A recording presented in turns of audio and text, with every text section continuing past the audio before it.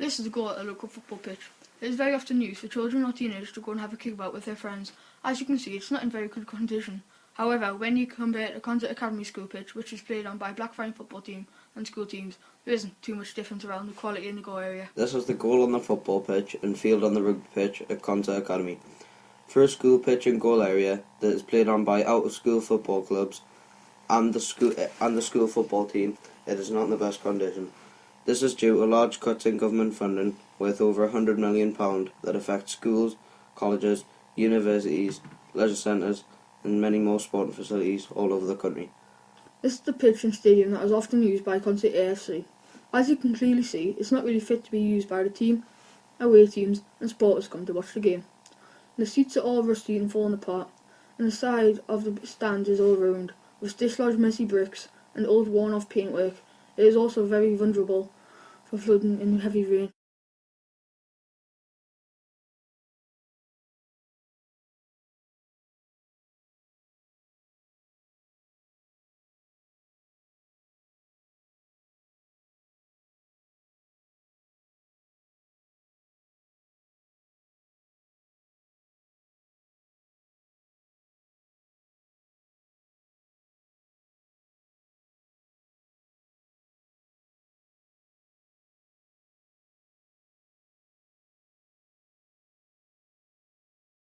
The other extremely large and the biggest funding source of sport is Sport England. It pays the Olympians the salary they deserve and also pays money into the specialist sport.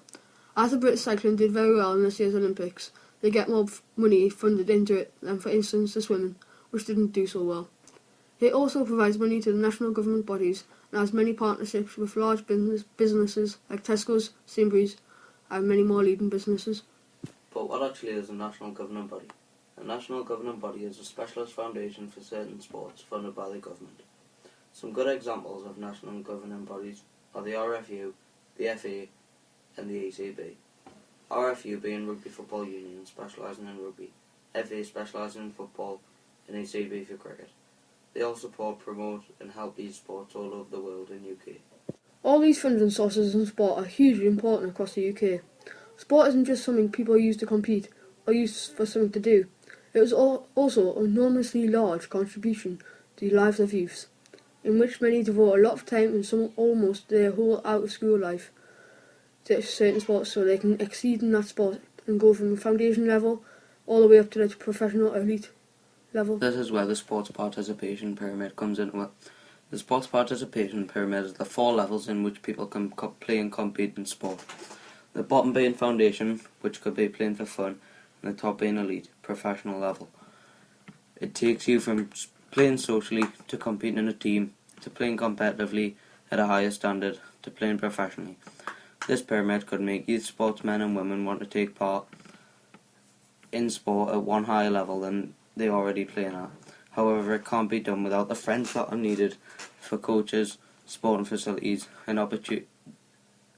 the opportunities children and young adults have in sport. The reason in which children and youths take part in sport is because of the influences that push them and help them to do it. Whether it be parents, friends, professionals or athletes, all youths need some inspiration to help them and push them to take part in sport.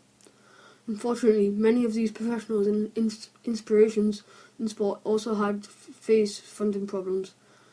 British cycling, which is now probably Britain's most successful Olympic sport, only had 3 velodromes where the elite athletes can practice and train in order for them to excel and be successful in sport.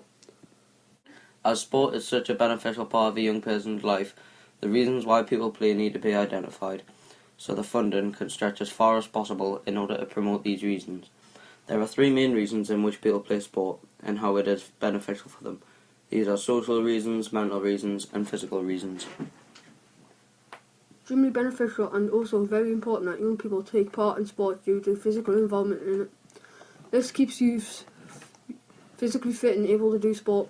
It burns stored fat, improves posture, keeps joints flexible, makes heart and lungs more efficient, strengthens bones and helps prevent diseases.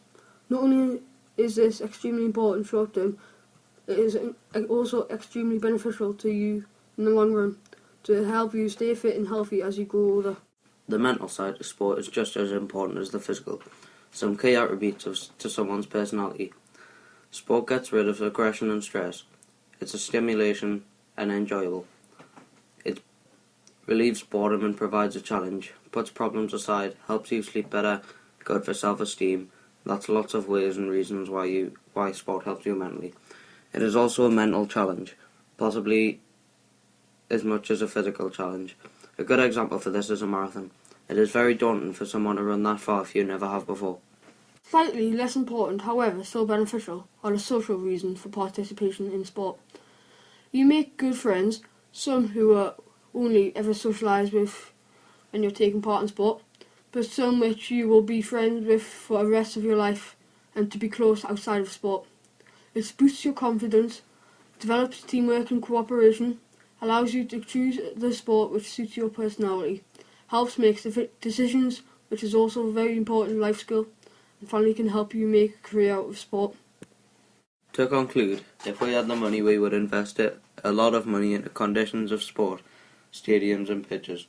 We would also provide quality training for young people in order to push them to the limit of their sporting ability and also to bring out the best in people that compete and take part in sports. We would improve leisure centres around the country and also provide more training for less known sports locally, such as basketball, hockey and water sports. We would also include more opportunities for disabled people to compete and take part in sports and promote girls' sports and teams in things such as rugby, football and cricket. Also, more money for sport and equipment in schools would be invested in youth sports.